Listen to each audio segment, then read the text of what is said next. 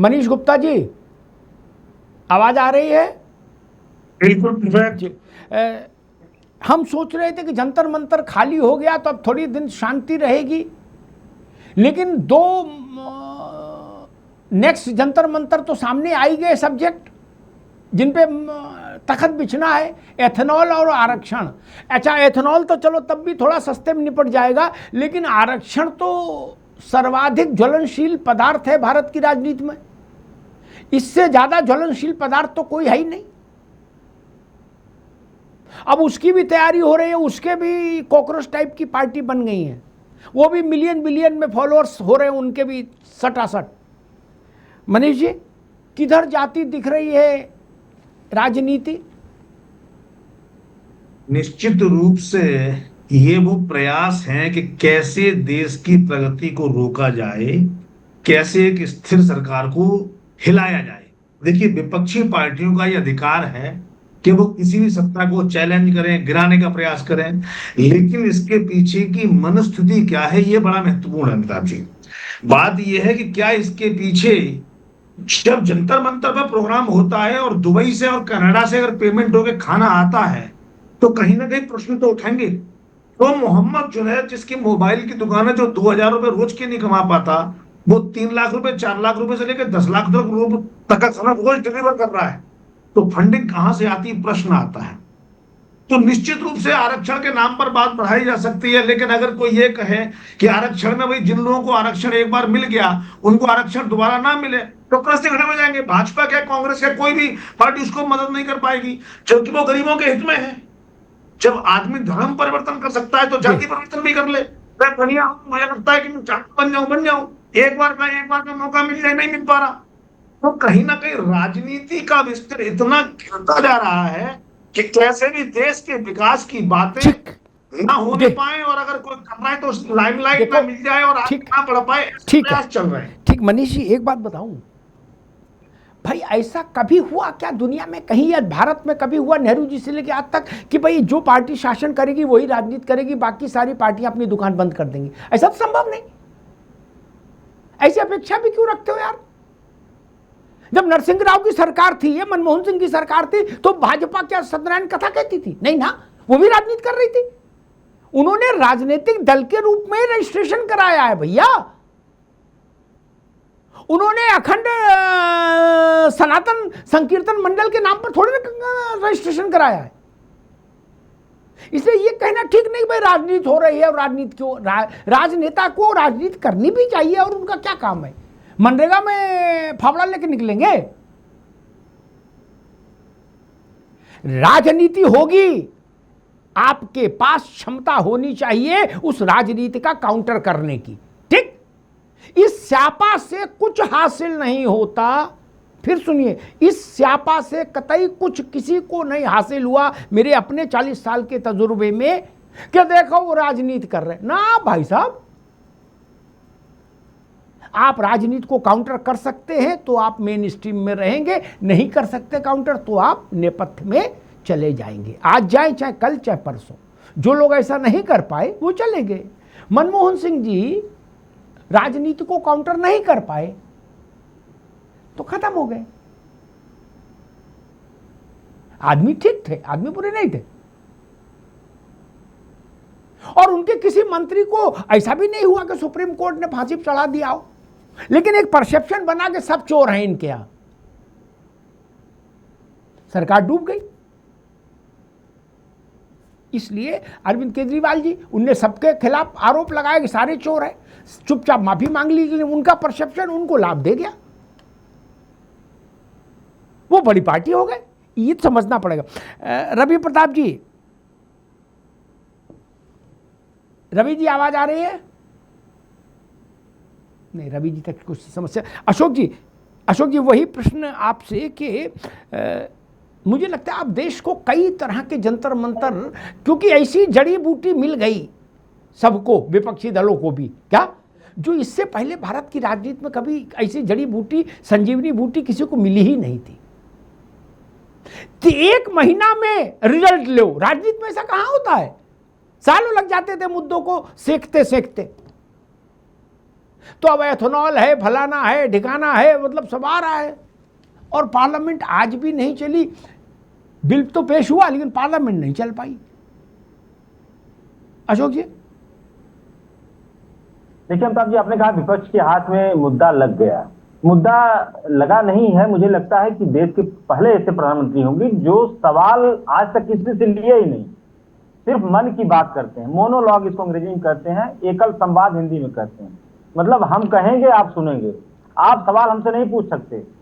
ये मुझे लगता है कि डेमोक्रेटिक कंट्री जितने भी विश्व में है, कहीं ऐसी व्यवस्था नहीं है कि उस देश का मुखिया न जनता से सवाल लेता हो, न मीडिया से सवाल लेता हो। अब इस कंडीशन में अगर हमारे छात्रों का लगातार इस तरह से जो दुश्वारियां झेल रहे थे पेपर लीक वाली, तो उनको सड़क पे आना ही था।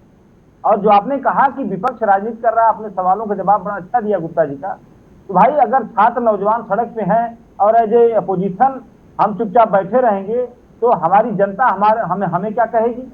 अगर हम विपक्ष में हैं तो हमारी ये नैतिक जिम्मेदारी है कि जिनके साथ भी शोषण हो रहा है, जिनका शोषण हो रहा है, जिनका उत्पीड़न हो रहा है, उसके साथ हम खड़े हो और सरकार से जवाबदेही सुनिश्चित कराएं।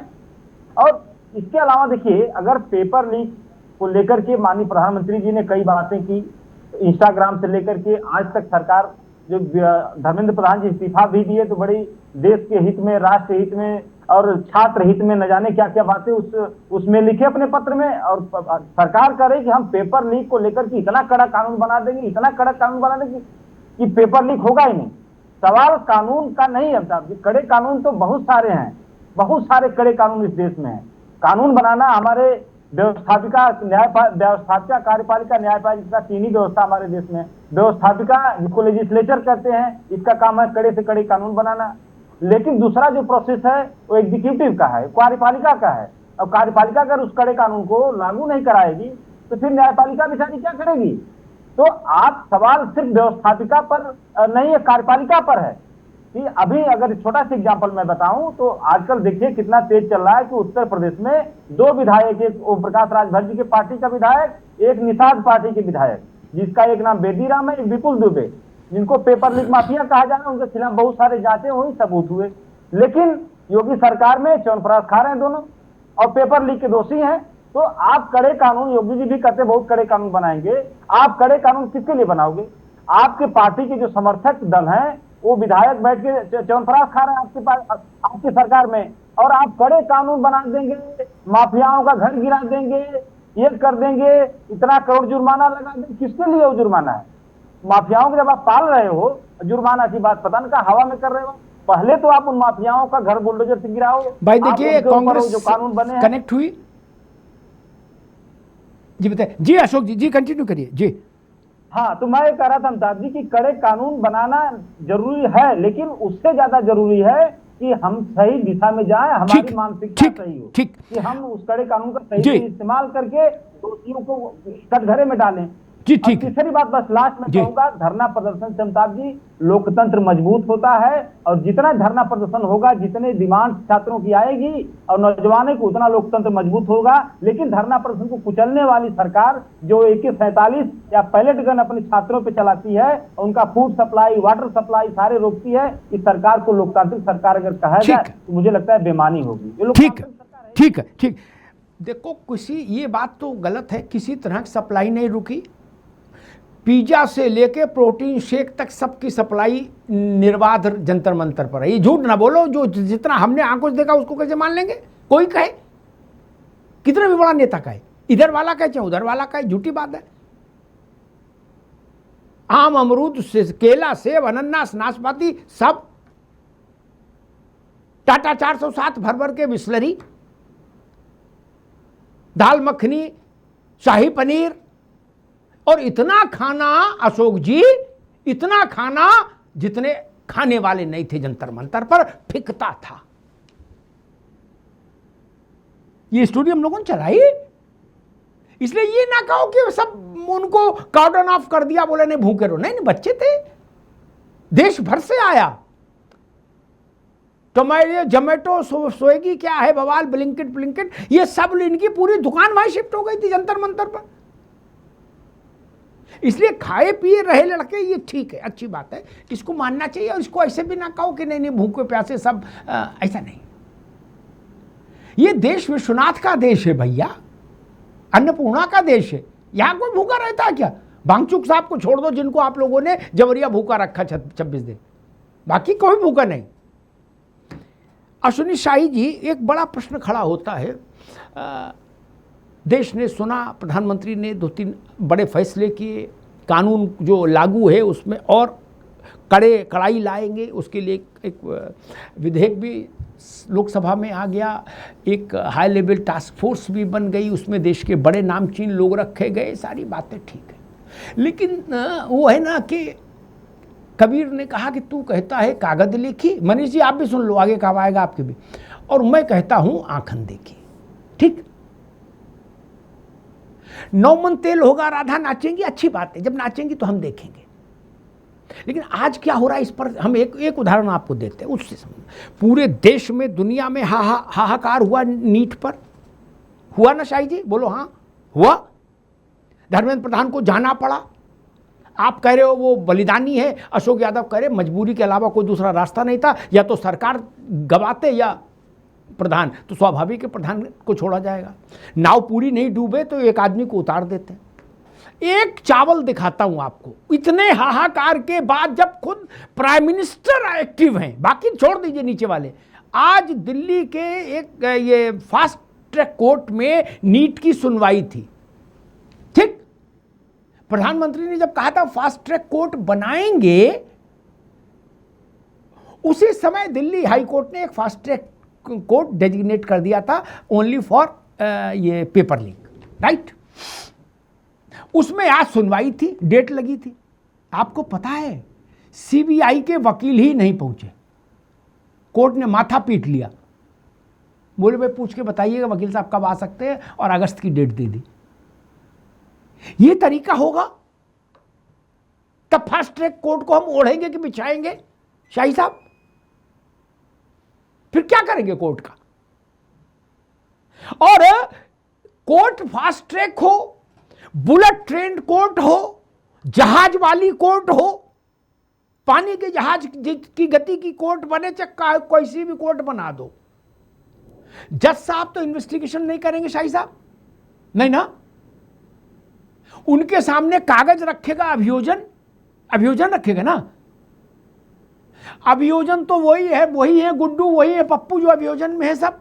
क्या वो चुनई खा रहे हैं, मौज ले रहे हैं, इधर दबा के अपना आनंद ले रहे हैं। 85 साल से हम देख नहीं रहे। नकल के खिलाफ मुकदमे तो अभी भी चल रहे, जितने मुकदमे चल रहे उसमें 2 लोगों को सजा हुई, वो भी जमानत पाके आगे तुरंत। अभियोजन तो वही रहेगा, या हम अभियोजन के लिए मनीष गुप्ता को हायर करेंगे कि ये आके उसको तेज कर देंगे? अभियोजन में तो वही सिपाही, वही दरोगा, वही एसपी, वही कप्तान, वही कलेक्टर, वही लोग रहेंगे। अश्विनी भाई, मेरी चिंता ये, मैंने आपको एक स्पेसिफिक उदाहरण दिया है, मैं पॉलिटिकल आदमी नहीं हूं कि अल्ल बल्ल कुछ बोलूं। आज जब सीबीआई के वकील को इतनी शर्म नहीं कि आज तो कम से कम समय से 10 मिनट पहले हाजिर होते कोर्ट में, पूरे देश की निगाहें उस फास्ट ट्रैक कोर्ट पर थी। वो प्रधानमंत्री को सुनते नहीं क्या सीबीआई के वकील? सीबीआई के वकील का मतलब सरकारी। शाही साहब जी देखिए अमिताभ जी, कहीं कोई ग्लिच जरूर हुआ है जिस वजह से वो नहीं पहुंच पाए, वरना ऐसा नहीं है कि कोई इंटेंशन उनका रहा है। और वो हमको लग रहा है कि देर शाम तक या जैसे भी होगा वो हम लोग के सामने आ जाएगा, कोई ना कोई समस्या रही होगी और आगे उसको वो पूरा करने में, क्योंकि माननीय प्रधानमंत्री जी ने जो निर्देश दिया है इससे कोई इतर हो नहीं सकता। और अगली जो सुनवाई है उसमें सारी चीजें मिलेंगी, तथ्य में मिलेगा, साक्ष्य में मिलेगा।